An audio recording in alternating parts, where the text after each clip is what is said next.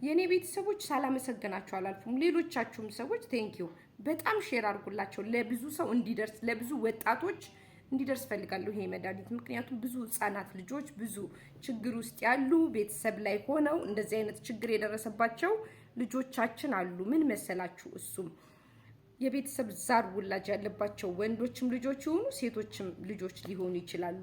እነሱ ምን ያደርጋሉ መሰላችሁ? አብዛኛውን ማለት ነው ወጣቱ ትውልዱ ስልክ ላይ የሚያዩት ነገር ህይወታቸውን አበላሽቷል። ከዛ ሲቀጥል ደግሞ የቤተሰብ አይነ ጥላ ካለባቸው ወደ እንደዚህ አይነት ነገር ነው የሚመራቸው። ያለቅሳሉ፣ ድብርት አለ፣ ይጨነቃሉ፣ ማውራት አይፈልጉም፣ ከቤተሰብ ጋር ግንኙነት አይፈልጉም። በራሳቸው ነገሮችን መወሰን ይፈልጋሉ። ሰው የሚላቸውን አይሰሙም። ቲቢት ይሰማቸዋል፣ ግራ ይገባቸዋል በጣም ማለት ነው። የእውነቴን ነው የምላችሁ። ከ8 ዓመት ጀምሮ ያሉ ልጆች እንደዚህ አይነት ባህሪ ያሳያሉ። ኬሮግራፊ ያሉ አብዛኛውን ማለት ነው። ከዛ ሲቀጥል ደግሞ የቤተሰብ አይነ ጥላ፣ የቤተሰብ ችግር፣ የቤተሰብ ጣጣ ምናምን ከዛ ጀምሮ ነው የሚጀምራቸው። አብዛኛውን ትውልዱ እዚህ ችግር ውስጥ ነው ያለው። ምንድነው ማድረግ ያለብን? ለአይነ ጥላ ሰርቻለሁኝ። ምንድነው እሱ የሚያደርጉት ልጆቹ ብላችሁ ብትጠይቁኝ፣ ራሳቸውን ማርካት፣ ራሳቸውን ለማጥፋት መሞከር፣ ፊልም ላይ ያዩትን ነገር ለማድረግ መሞከር፣ ሰው የሚላቸውን ነገር አለመስማት፣ በራሳቸው መተማመን፣ ኮንፊደንስ በራሳቸው ሁሉ ነገር እኛ ያልነው ነው የሚሆነው፣ እናንተ ያላችሁት አይሆንም በማለት ማለት ነው። ቲቢት በማሳየት አለመስማት፣ ቤተሰብን አለመረዳት፣ በቃ ሁሌም ችግር ውስጥ ናቸው። ሁሌም ማለት ነው።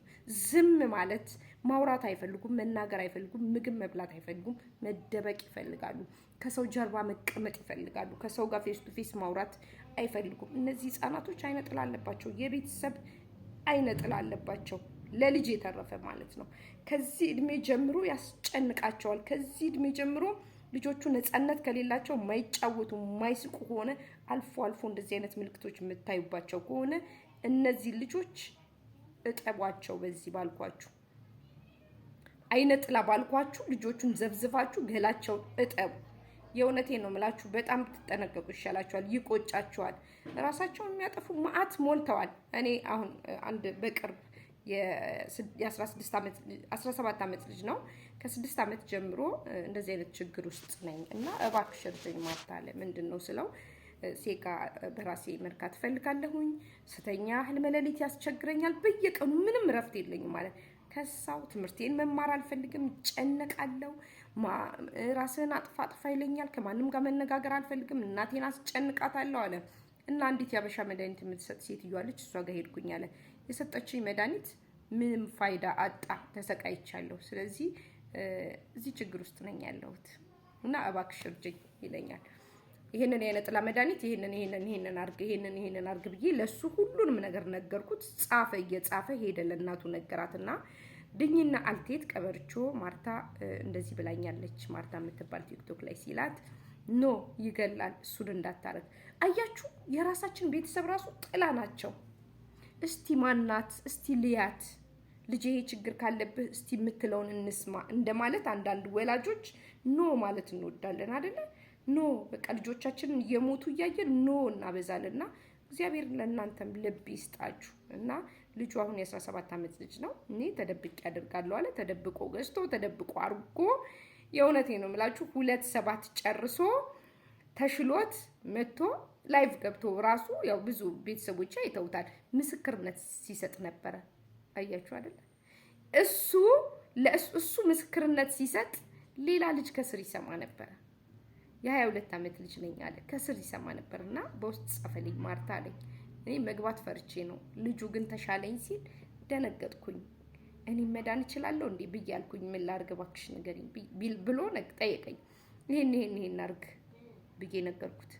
ከዛ እሱ እንደውም ከራሱ አልፎ ለአባቱ ከዛ በውስጥ አባቱ የኔ ልጅ ነው እንደዚህ ብሎሽ ነበር፣ እባክሽ ተባበሪኝ ብሎ አባቱ አወራኝ እና ከአባቱ ጋር ማወራሁኝ። እሱን ያደረገ እየተጠቀመ እሱም ደግሞ እንደዚሁ ምስክርነት መቶ ሰጠ ማለት ነው። እና እስቲ ባካችሁ ለልጆቻችን ብንደርስላቸው፣ ለሌሎችም ልጆች ብንደርስ ጥሩ ነው። ምክንያቱም አደገኛ ችግር ውስጥ ናቸው ያሉት። ዛሬ ይህንን አደረጉ አይደል? እውነቴን ነው የምላችሁ። ነገ ህፃን ልጅ ከመድፈር ወደኋላ አይሉም። እንደዚህ አይነት ሰዎች አጋንንቱ ነው፣ ሴጣን ነው ያለባቸው። እንደገና ሲቀጥል ደግሞ ተመሳሳይ ጾታ ይፈልጋሉ። እንደዚህ አይነት ሰዎች ትንሽ ከቆዩ በኋላ የራሳቸው ሴት አይፈልጉም፣ ተመሳሳይ ጾታ ነው የሚፈልጉት። ሴት ወንዶች ብቻ ሳይሆኑ አሁን የሚያደርጉት ሴቶችም አሉ። እንደዚህ አይነት ያሉ ችግር ውስጥ ሴቶች አሉ፣ ድብርት ያለባቸው፣ መናገር የማይፈልጉ፣ መስማት የማይፈልጉ፣ እዚህ ውስጥ ችግር ውስጥ ትምህርት ቤት መሄድ የማይፈልጉ፣ ማጥናት የማይፈልጉ ችግር ውስጥ ያሉ በዲፕሬሽን እየተሰቃዩ ያሉ ልጆቻችን አሉ። ለነሱም ብንደርስላቸው እናት ነን። ኃላፊነታችን ምንድን ነው? ልጆቹ ዝም ሲሉ ድምጽ ሲያጠፉ ምንድን ነው እሱ ችግር አለ ወይ ብለን ለልጆቻችን መድረስ ግድ ይለናል አይደለ? ስለዚህ እባካችሁ ይሄን ላይ ነጥላ የሰራሁትን እስቲ ተጠቀሙትና ብዙ ብር እንኳን ለምትጠቀሙትና ባይሆን ብንወቃቀስ እንኳን ይሻላል። አመሰግናለሁ። ማርታ ተስፋለም እያላችሁ ሰብስክራይብ የምታደርጉ ፋሚሊዎቼ ቴንኪው። አስተያየት የምትሰጡ ኮሜንት የምትሰጡ ያው ኮሜንት እና አስተያየት ልክ ነው። ጥያቄ የምትጠይቁ የተሳሳትኩትን ነገር የምታርሙኝ እንደገና ደግሞ ደውል ምልክቷን የምትነኩ ሰዎች ተባረኩልኝ። በጣም ነው የማመሰግነው። እወዳችኋለሁ። ቁልቢ ልሄድ ነው። ጸልይላችኋለሁ። ይመቻችሁ።